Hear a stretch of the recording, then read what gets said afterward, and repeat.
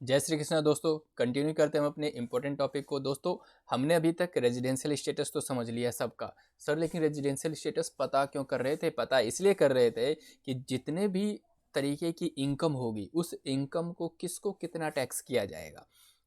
हर कोई चाहेगा कि मैं नॉन रेजिडेंट बन जाऊं, क्योंकि नॉन रेजिडेंट को थोड़े से बेनिफिट मिल जाते हैं, कुछ इनकम पे उनको टैक्स नहीं देना है। फिर चाहेंगे अगर अच्छा नॉन रेजिडेंट नहीं बने तो चाहेंगे कि रेजिडेंट और नॉट ऑर्डिनरी रेजिडेंट बन जाऊं, उसमें भी कुछ रिलैक्सेशन है। लेकिन जो बंदा रेजिडेंट और ऑर्डिनरी रेजिडेंट बन गया ना, उसको तो इंडिया क्या वो पूरे विश्व में कहीं भी कमाएगा उसको टैक्स देना ही पड़ेगा। तो सर देख लेते हैं कि एक बार हमने समझ लिया, अब इनकी इनकम कौन कौन सी इनकम किस किस को टैक्स होने वाली है वो पढ़ना है। और क्वेश्चन भी यही पूछा जा रहा है, what are different kinds of income which are included in total income of different kind of SSC. अलग अलग टाइप के एसएससी। सर कौन से अलग अलग टाइप के एसएससी होते हैं? तीन ही तो होते हैं, resident, resident and ordinary resident, resident और नॉट ऑर्डिनरी रेजिडेंट। तीन टाइप की तो एसएससी होंगे, चाहे वो इंडिविजुअल हो कंपनी हो, इन सब की बात कर रहा हूँ। अब इंडिविजुअल ही है जिसमें वो ऑर्डिनरी रेजिडेंट या एचयूएफ, इंडिविजुअल एचयूएफ के केस में ऑर्डिनरी रेजिडेंट और नॉट ऑर्डिनरी रेजिडेंट आता है। अदरवाइज कंपनी और इसके केस में तो ऑर्डिनरी रेजिडेंट और नॉट ऑर्डिनरी रेजिडेंट का कोई कॉन्सेप्ट ही नहीं है। तो तीन टाइप के कैटेगरीज हमने सीखी हैं। पहला है रेजिडेंट इन इंडिया और ordinary resident India, second not ordinary resident India और third not resident in India. Okay sir, अब इन सब के इनकम को चेक कर लेते हैं। अब है scope of total income in case of resident SSC.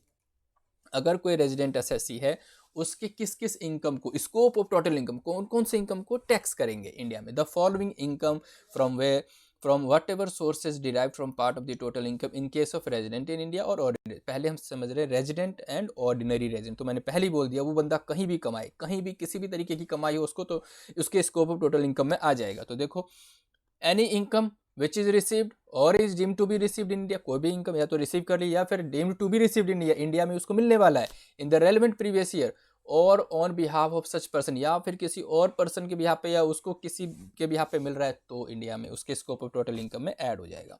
Any income which accrue, जो मिला तो नहीं है, एक्रू हो गया, जैसे रेंटल इनकम है, मिला नहीं लेकिन एक्रू हो गया, आज निकल तो मिलेगा। अराइज मिल गया है और डीम्ड टू एक्रू है तो मान लिया गया कि इसको तो मिलना ही मिलना है, और arise in India during the relevant previous year तो भी स्कोप ऑफ टोटल इनकम हो जाएगा। और एनी इनकम विच एक्रू और अराइज आउटसाइड इंडिया, मतलब इंडिया के बाहर भी अगर कोई एक्रू और अराइज हो रहा है ना तो भी इसके स्कोप ऑफ टोटल इनकम में आ जाए। इसीलिए तो बोल रहा हूं ये वाला जो पॉइंट है ना, ये इनकम विच एक्रू और अराइज आउटसाइड इंडिया, अब ये बंदा ऑर्डिनरी रेजिडेंट डिक्लेयर हो गया इसलिए इसको इस पर भी टैक्स देना। अदरवाइज अगर कोई नॉन रेजिडेंट है तो भैया नॉन रेजिडेंट हूँ मैं, आउटसाइड इंडिया कमा रहा हूँ, आउटसाइड इंडिया एक्रू हुआ है तो मुझे किस बात के लिए टैक्स होना। इसीलिए हर कोई चाहेगा मैं नॉन रेजिडेंट हो जाऊँ ताकि जो तीसरा टाइप का जो इनकम है ना, एक्रू और राइज आउटसाइड इंडिया से बच जाए, लेकिन ऐसा है नहीं। ठीक है, तो चलो जी, ऑर्डिनरी रेजिडेंट तो बंदा फंस गया, उसको तो सभी चीज़ों पे टैक्स देना है। नॉट ऑर्डिनरी रेजिडेंट, अगर अब वो रेजिडेंट तो है लेकिन ऑर्डिनरी रेजिडेंट नहीं है तो पहला और दूसरे टाइप के इनकम पे तो टैक्स होगा ही होगा। तीसरे में ये देखना होगा कि वो जो एक्रू और राइज आउटसाइड इंडिया हो रहा है उसका बिजनेस कंट्रोल और प्रोफेशन सेटअप इंडिया में होना चाहिए।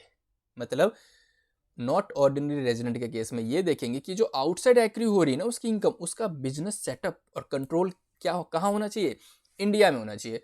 अगर इंडिया में कंट्रोल नहीं है, सेटअप नहीं है, तो तीसरे टाइप की इनकम नॉट ऑर्डिनरी रेजिडेंट को टैक्स नहीं किया जाएगा, उसके स्कोप टोटल इनकम में नहीं है। इसीलिए पहले तो चाहेंगे कि भैया नॉन रेजिडेंट बन जाओ, नहीं तो नॉट ऑर्डिनरी रेजिडेंट बन जाओ और उसके बाद ये प्रूफ कर दूं कि मेरा इसका कंट्रोल और सेटअप आउटसाइड इंडिया, इंडिया में तो है ही नहीं, इसीलिए सीप से मैं बच जाऊँ। हर कोई मतलब जो तीन टाइप की इनकम है ना उसमें जो लास्ट पार्ट है एक्रू और राइज आउटसाइड इंडिया, बस उसी में सोचना है। इसीलिए हम इतने तीन कैटेगरी में हमने सभी एसएससी को बांटा है।